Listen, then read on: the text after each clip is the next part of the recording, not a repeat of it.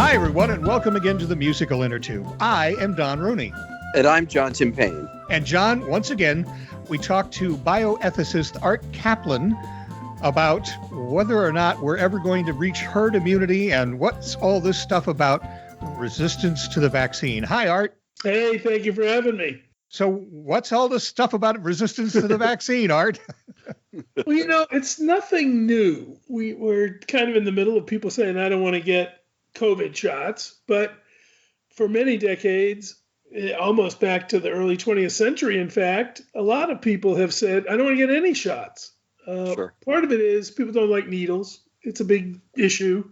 They fear them. They dodge them. It's like colonoscopy or something, it isn't that bad, and it's probably going to save your life, but a lot of people just won't do it. Sounds, too disturbing, and even 5 seconds with a needle is enough to turn some people off.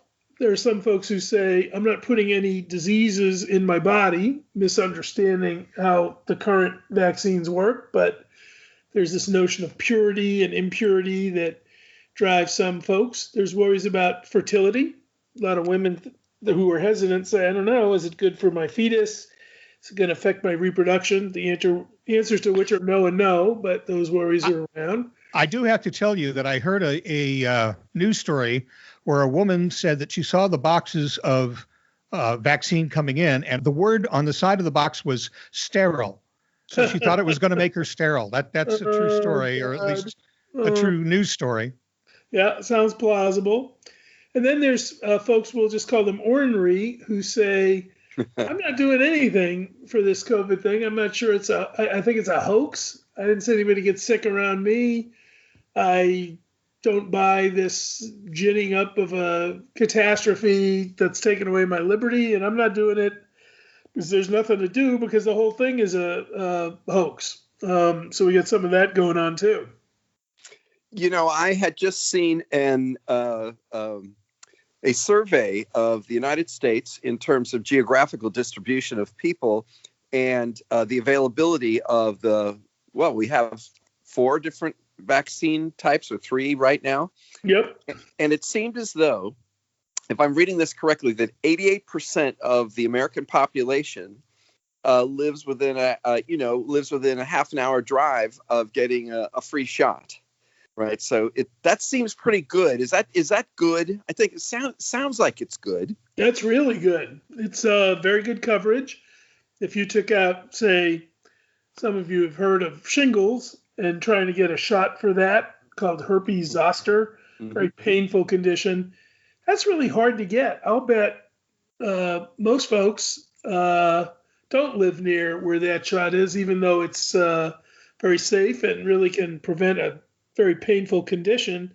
So no, it's good. It's a very good, at this point, accessibility is good. It wasn't that way, as you know, John, a couple of months ago, we were all screaming and yelling about cutting in line and who's cheating, but that seems to have been resolved now with more supply. It's a very good point, Art, because I think the last time we had you on, we were discussing that we were in a funny sort of frustrating middle ground where the demand was high, but the supply wasn't quite there. But it seems really to turn around now. And now we're talking about it in reverse, that the supply is out there, and the question is the demand still there? Yeah, we have plenty of vaccine. There are even states returning vaccine that they can't use back to the warehouses. So we've conquered the supply problem. By the way, when people hear that word warp speed, they sometimes get nervous about vaccines because they think they cut corners on safety. But what warp speed really refers to is giving incentives to the manufacturers to make a lot of vaccine. And that worked out great because they made a ton of it. I also understand that one of the reasons the vaccine was produced so quickly is because we already had a leg up. We already had like a basis for making vaccines, and also kind of a basis for the way that this vaccine is made. And we just married the two, and it sped things up quite a bit. Yeah, you're right. And again, for people who are hesitant because they worry about cutting corners, without going nerd on you, we had an understanding of this little spike thing that pops off the virus and how to get the body to respond to it through vaccination for about 12 years. MERS, SARS, these are viruses that are cousins. We had outbreaks of both, more in Asia and Canada than here, but people had already developed vaccine platforms, and they're really the same kind of approach to COVID, which is in the same virus family as those other disease-causing viruses. So we did have a leg up on the science. We were ready to move. People weren't saying, oh, we better test it in rabbits or healthy volunteers. They knew that the vaccine platform, say from Moderna and Pfizer, was ready to go. You just had to sort of reformulate it a little bit so it would go after the COVID virus as opposed to the MERS virus or the SARS virus. But that's right. There's no safety issue here that I can see. So we have a little bit over 30%, 32% of the population vaccinated now. And I think that's led by over 70% of people over 60, which you would expect, right? That was the group they wanted to get.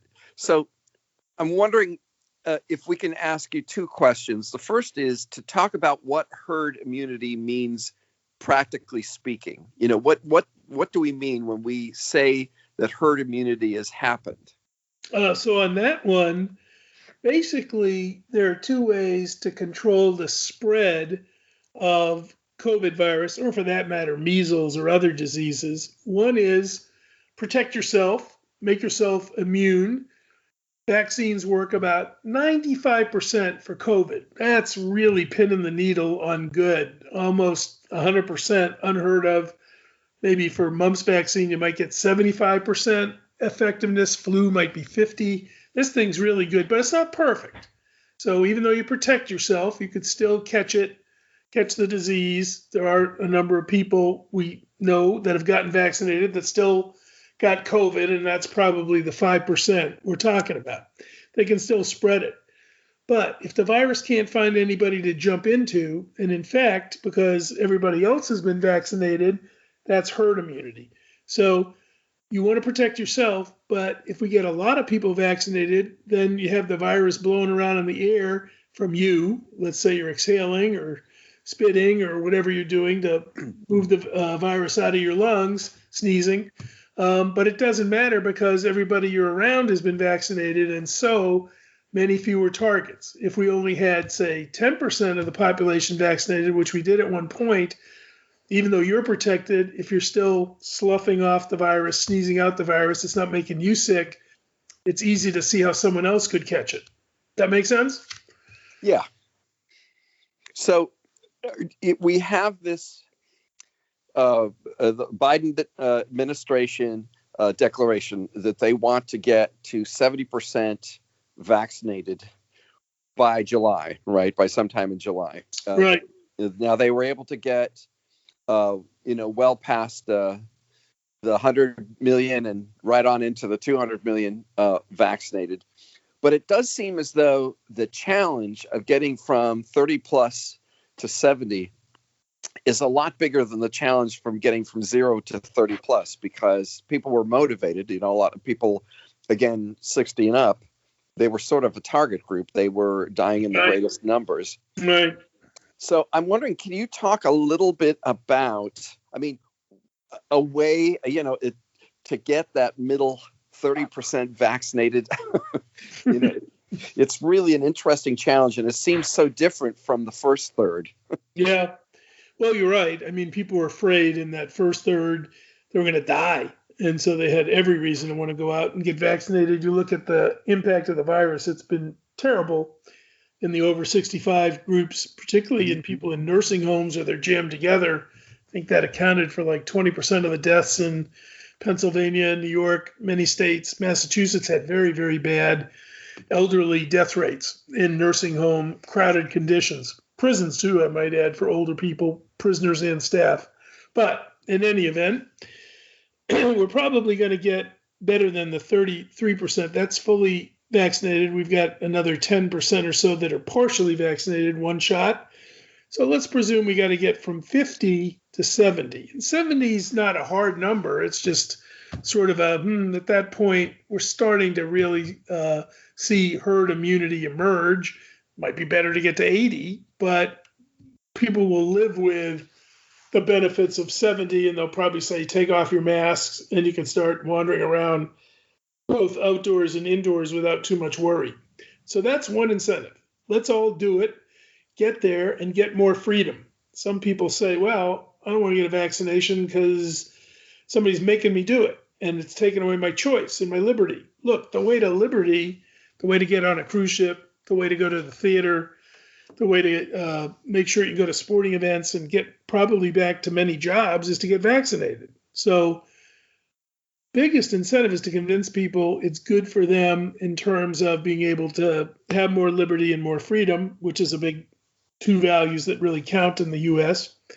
Another is you still can protect others. If you vaccinate, that herd immunity idea will help people who can't vaccinate, newborn babies, they don't have enough immune system, right. People with cancer, people who just got a transplant, people who have immune diseases.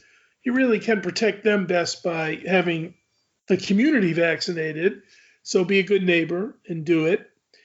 Don't worry about these false fears about fertility and reproduction. That is not something that's going to happen. We know that already from 12 years of this vaccine platform. It just isn't. And then there are new strains buzzing around. India, Nepal, Thailand. We read about them in the news, and they're mutating in ways, the virus changes in ways that can make it more infectious and even more deadly. The more we're vaccinated, the more we stop that from happening, both here and the rest of the world. So the longer term, let's beat this thing, relies on getting to the 70%.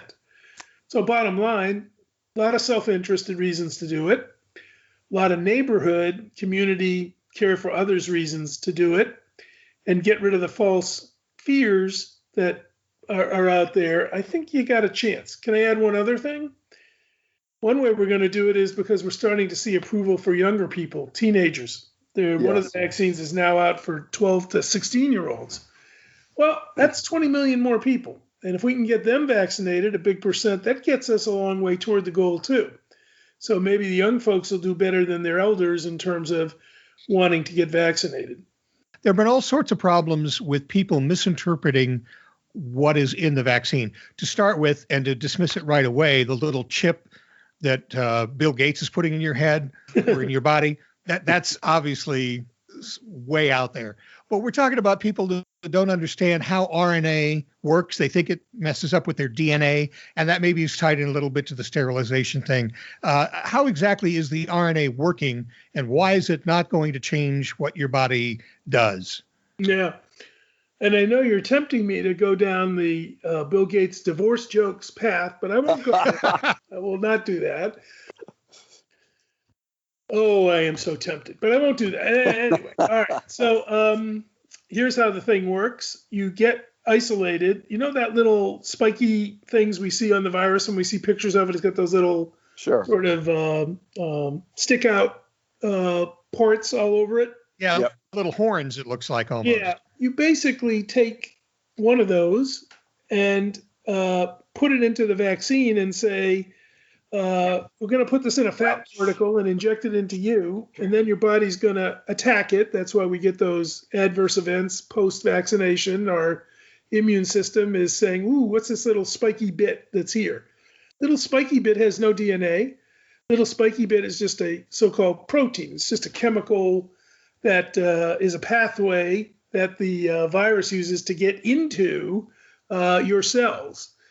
If you can get the body to kill the little spiky bit, attack whenever it sees that, then it's going to go after the virus because it's covered in those things. So basically the vaccines are little spiky bits. They don't have any DNA. They don't go near your eggs or sperm. They don't get near the fetus. They're just floating around in your bloodstream. And then when naturally the virus shows up, we've taught the body, if you see these little spiky bits, attack them with your T cells, your B cells, go after it. It's bad, and that's how the thing works. Let's talk about India. Is it rampant there again because people let up, or is there a new virus strain that we don't know about that's not responding well to vaccines or whatever? What exactly? Why is it going nuts in India? Let me ask, plain and simple. Yeah, well, I think it's a complicated story. They did let up. Their government basically said COVID was tamped down, reopen everything, throw away your mask, don't socially distance. And the virus said, "Great, I'm not gone, and I'm happy to start bubbling up again." So it's a lesson for us: be cautious, don't open up too quickly until you really get to big vaccination levels. Got to get a lot of that. India did not. Second, India didn't have much vaccine. They were relying on masks and distancing. We have vaccines. They don't. They really just don't have very much right now. You all know that they live closer together, huge cities, dense populations, lousy sanitation. So there is a public health problem. India has cholera. India has a polluted water system, and that leads to spread. It's just living on top of one another in very, very close, confining quarters. You know, you tell a family to isolate in India, there could be 8 people living in a tiny little hovel in a poor neighborhood. They can't isolate. So they got perfect conditions for spread. And yes, there are some new mutations that have popped up there that are easier to transmit. The changes that just occur in the natural virus have led to some strains because of those changes that are just easier to get. So it's kind of a perfect storm. By the way, spreading to Nepal, the neighbor, Bhutan, a neighbor. Bhutan was also doing very well and now is back in the thick of COVID again. So similar conditions, low vaccination rates. We hear that it may be necessary or to re-up the vaccination for COVID, much like we do every year with the flu. And I'm wondering when, if you may not even know this, maybe nobody does, but when will that decision be made, or when will it come out as a thing that everybody should do? Because right now it's being talked about as a possibility. Yeah, I think it's a certainty. I can't think of many vaccines that last a lifetime. You know, even when you get a tetanus shot, you got to boost it every 10 years. Right. Measles starts to become less impactful. It's good to get a measles booster at least every 15 years, I think it is. Flu, you got to get annually. There aren't many vaccines where the body's immune system stays revved up to these little spiky bits we shoot in. So I'm assuming we're going to have to redo it with a high degree of likelihood. How long? I don't know. That I can't say. We hope maybe things would last a year, year and a half, because that cuts back on the expense and the effort.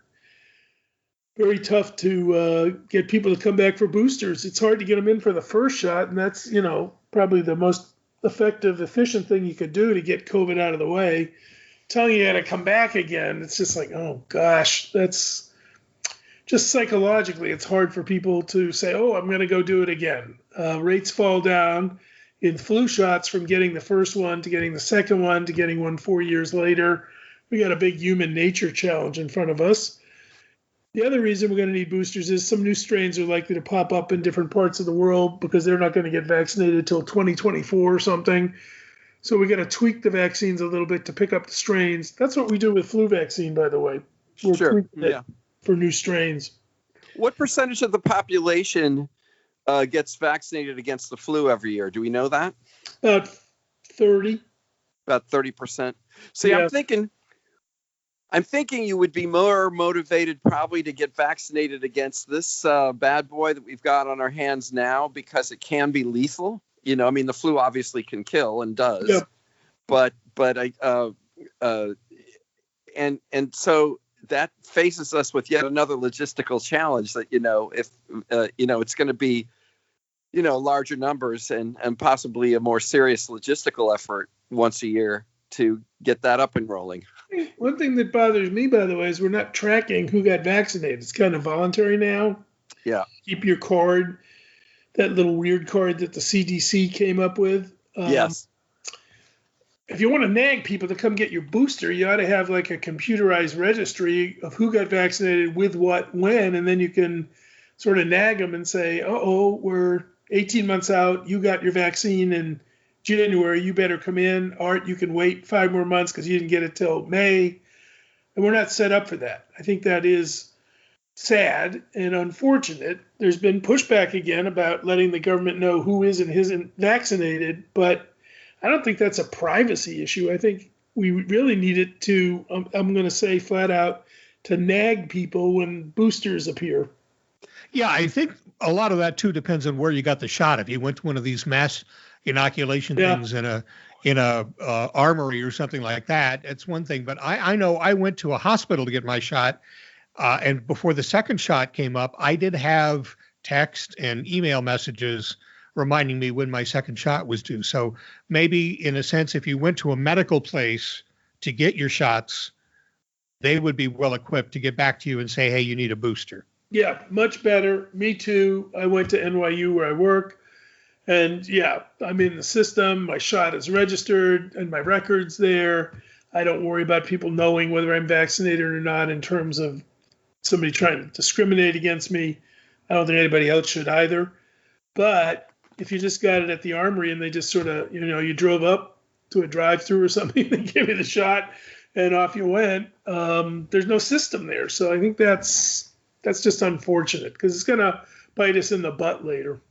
Let's also talk about that card and about the proposal for a COVID passport so that people would be allowed on planes and in public areas because they can show that they've had both shots. Do you think that's going to take hold? Well, there are really two kinds of passports. One is the one you use to travel to other countries, cross borders. That's our passport. And then historically, we've added to it a vaccine passport. Actually, they've been around since the 1930s when commercial airline travel began. And they used to want to see if you'd had vaccination for cholera, typhus, yellow fever, and smallpox. Now, we managed to vaccinate our way out of smallpox. People forget this, but somewhere in the 1970s, we got rid of it through vaccination, which is what we want to do with COVID. And yellow fever, you still have it on your card as to whether you got the vaccination or not. I think about 20 countries won't let you in if you don't have that proof of vaccination. Biden administration is saying they don't want to get into vaccine passports for international travel. I'll give them another 6 months. They're going to have to. It's crazy not to be able to say a student who comes here to study or you want to go to visit Greece and come back, you should be vaccinated. Greece is going to make you do that. I don't see any big reason why we can't amend our passports for international travel and also ask people who come here for their vaccine status too. Then there's domestic use. And there it drives people nuts because they don't want the cops pulling them over and say, show me your vaccination card. I don't think you should be driving around. Look, we're not going to do that. What we need is vaccine authentication. And what we need is to be able to say, you can go visit your grandma in a nursing home because you're vaccinated. You can pick up your kid at daycare in person because you're vaccinated. We want to protect vulnerable populations, and showing your vaccine card that way, or if you want to work in a hospital, work in a nursing home, I think you ought to be vaccinated. And there are some businesses, I think, that are going to say, we're a cruise line. We're going to vaccinate everybody who works on these boats. Come on back, because people are freaking out about doing that sort of thing and won't do it. I know in New York and Philly, a lot of the transit systems are empty because people are freaking out about going there. So I think there you'd want to be able to say, all our employees are vaccinated. Come on back and ride the train to work. Don't drive anymore. So I think there's use for them, but I don't think we're going to be in a police state where people say, show me your vaccine passport. May I see your papers, sir? It's like a Humphrey Bogart movie or something, produce your papers. Well, of course, yeah, exactly right. We do have a tradition in this country where if you're going to do things like that at all, it's got to be really seldom and for excellent reason, right? I mean, there's sort of a resistance to it, isn't there? Yeah. People don't like the government knowing whether or not you're vaccinated. They don't like the government knowing anything. They're often people who are carrying around a cell phone, meaning that 89 private companies know everything about you already. But okay. But I suspect the authentication is going to come more from the private sector than it is government. I think your boss is more likely to say, you're a salesperson, you're a flight attendant, you're going to get vaccinated in order to work here. Yeah, I don't understand, because you're right. People give Facebook and Twitter all sorts of information about themselves, and the government wants to know if you're vaccinated. And then, wait a minute, that's intrusive. Yeah. I don't understand that.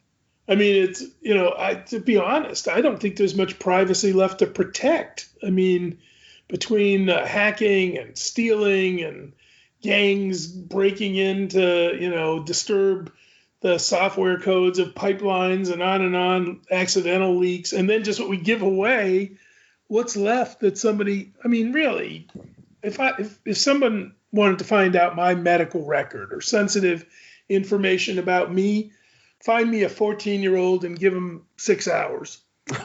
Right. Let's take this to the end then, and let's talk about the fact that most everybody has the vaccine, and businesses are opening up again. You talked about people not wanting to go on transit and airplanes and stuff like that because they're still kind of spooked. I also don't have a good feeling about going somewhere and taking off my mask and sitting next to a bunch of people. When does that feeling come back, when we finally get into a comfort zone? Well, I think you can do it outside, unless you're having a mass sumo wrestling practice on top of one another or something. I think you can probably wander around outside. The data looks pretty good that it's not that transmissible when you're outdoors, and not in, I'm trying to say, in small, tight groups. So I think you're good there. I think you probably show up at the outdoor restaurant, no sweat. I think we finally, however, get to put our masks away when we hit that herd immunity mark. If we could just get to 75% vaccinated, I think that would give us the same protection as the masks. So that's the trigger. If you want to get rid of your mask, get vaccinated. That's a great point to finish on. Thank you so much, Art, for that. That's fantastic. Thank you. Thank you for having me. Yeah, thank you. Art Caplan, the bioethicist who's keeping us informed as to whether or not we're all nuts or we're going to make it one way or the other. And thank you for listening to the Musical Innertube. You can get in touch with us by email by going to musicalinnertube, all one word, @gmail.com. You can follow us on Twitter. John is @JTimPayne. Don is @DonRooney9. Our webpage is Musical Innertube, that's musical spelled with 2 A's, .libsyn, spelled LIBSYN.com. The Innertube is available wherever you find a podcast: Amazon Music, Facebook, YouTube, Apple Podcasts, Stitcher, Spotify, SoundCloud, iHeartRadio podcasts. You can like us and give us a good review on any of those platforms. And make sure you head on over to musicalinnertubeplayers.libsyn.com to check out some fine radio comedy. And, as always, thanks to virtual band Car Radio Dog for our theme music.